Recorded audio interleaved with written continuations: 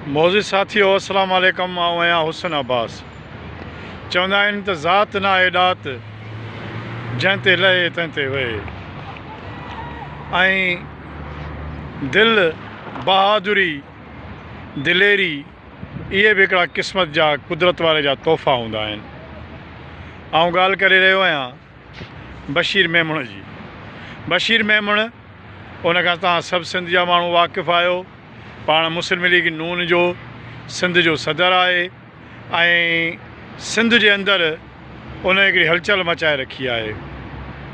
बशीर मेमण मुस्लिम league नून खे तमामु घणो एक्टिव कयो आहे। काफ़ी माण्हू हिकिड़ा GDA में वञनि पिया, हिकिड़ा मुस्लिम लीग नून में वञनि पिया, पर पीपल्स पार्टी बशीर मेमण खां तमामु घणो छिरकियल आहे।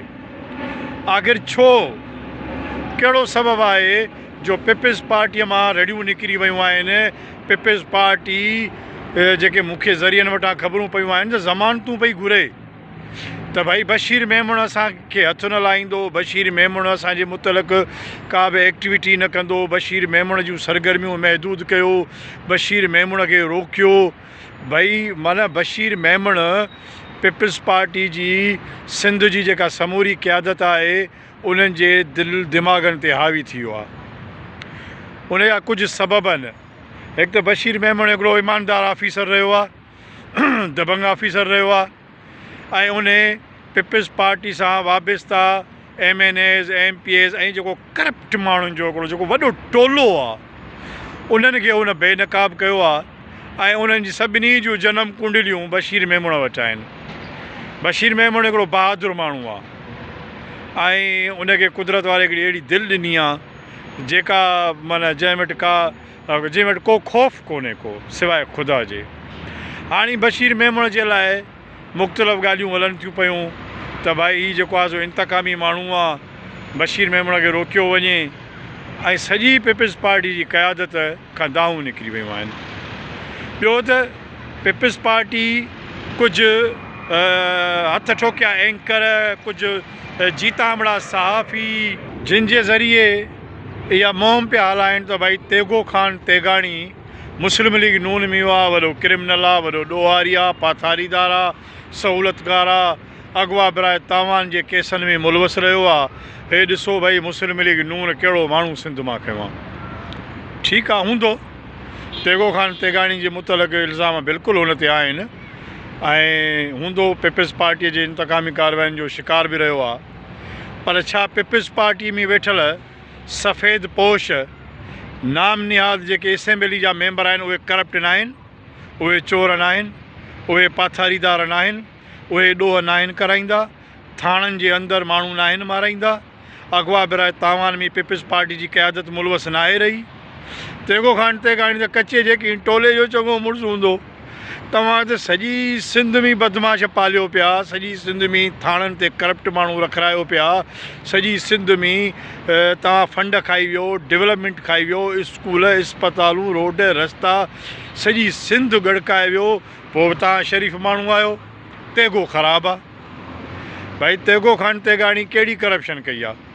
तेगो ख़ान तेगाणी को सिंध जा पैसा लुटिया आहिनि, डेवलपमेंट जा फंड खाधा आहिनि, को मोरियूं, को वाटर, को ट्रैक्टर, को पाणी पीतो आहे हुन सिंध जो। उन वटि हूंदो टोलो, मुमकिन आहे उहो कचे में रहे थो, कचे जो माण्हू आहे, कचे जो एनवायरमेंट आहे, सिंध जे सभिनी सरदारनि वटि धाड़ियल आहिनि। पोइ तेगो ख़ान तेगाणी जी मुखालफ़त छो पई हले? इन करे त जीअं हिकिड़ो माहौल ठाहियो वञे त भई मुस्लिम लीग नून सिंध में बशीर मेमण करप्ट ॾोहारी माण्हू पियो खणे। भई ॾोहारी करप्ट माण्हू त सभु पीपल्स पार्टी में वेठा आहिनि। ॻाल्हि त सची कबी, ऐं कंहिंखे वणे कंहिंखे न वणे। मुस्लिम लीग नून में बि करप्ट माण्हू हूंदा। माण्हू पंहिंजो पाण खे शेल्टर ॾियण लाइ सियासी पार्टियूं जॉइन कंदा आहिनि, पर हाणे तेगो ख़ान तेगाणी जे लाइ एॾी वॾी मुहिम पई हले त भई धाड़ेल चोर पाथारीदार, भई धाड़ेल चोर पाथारीदार सभु जा सभु पीपल्स पार्टी में वेठल आहिनि, जेके पंहिंजे मर्ज़ियुनि सां सूबेदार, रेवेन्यू डिपार्टमेंट, आपाशी डिपार्टमेंट, हर डिपार्टमेंट में हर खाते में चोरियूं ऐं धाड़ा कंदा। उन करे आउं सम्झां थो इहा मुखालफ़त अजाई आहे। तेगो ख़ान तेगाणी मुड़ुसु माण्हू आहे, उनखे खपे थो इलेक्शन बि विढ़े ऐं पंहिंजे तक जे माण्हुनि जो, पंहिंजे वोटरनि जो, पंहिंजे पाड़े जो उनखे ख़्यालु बि रखणु खपे। बाक़ी इहा मुखालफ़त अजाई आहे। सो पीपल्स पार्टी जी समूरी क़यादत खे, पीपल्स पार्टी जे हमदर्दनि खे यानी करप्ट माण्हुनि खे बशीर मेमण खुखी वियो आहे। बशीर मेमण ॼण उन्हनि जे पुछ ते लत रखी विधी आहे। सो आउं सम्झां थो त बशीर मेमण सेटअप में या त वज़ीर दाख़िला थिए थो वफ़ाक़ी, या त वरी जेकॾहिं सिंध में खटे आयो त मुमकिन आहे वज़ीर आला बि थिए, मुमकिन आहे त कंहिं वॾे उहिदे ते बि अचे, ऐं मुमकिन आहे त जेकॾहिं हू वॾे कंहिं उहिदे ते आयो त सिंध में तब्दीली जा असर ज़रूरु नज़र ईंदा, ज़रूरु कुझु न कुझु किथे न किथे को न को ज़रूरु एहतिसाब थींदो।